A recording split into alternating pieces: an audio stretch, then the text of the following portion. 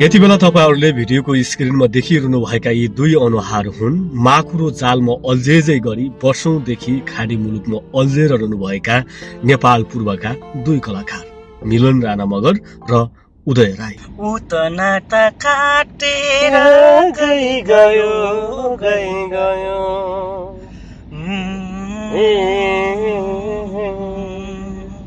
एउटा नाता मनमा रह्यो एउटा नाता मनमा रह्यो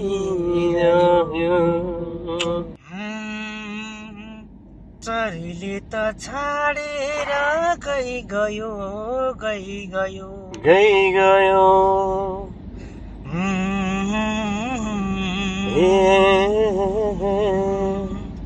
एउटा नाता मनमा रह्यो एउटा नाता मनमा रह्यो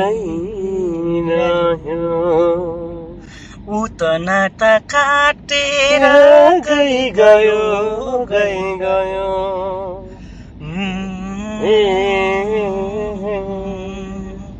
एउटा नाता मनमा रह्यो एउटा नाता मनमा रह्यो चरीले त छाडेर गयो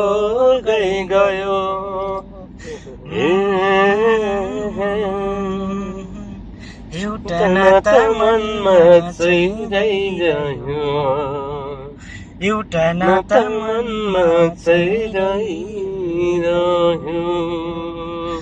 नाता टुट्यो पराई भइ गयो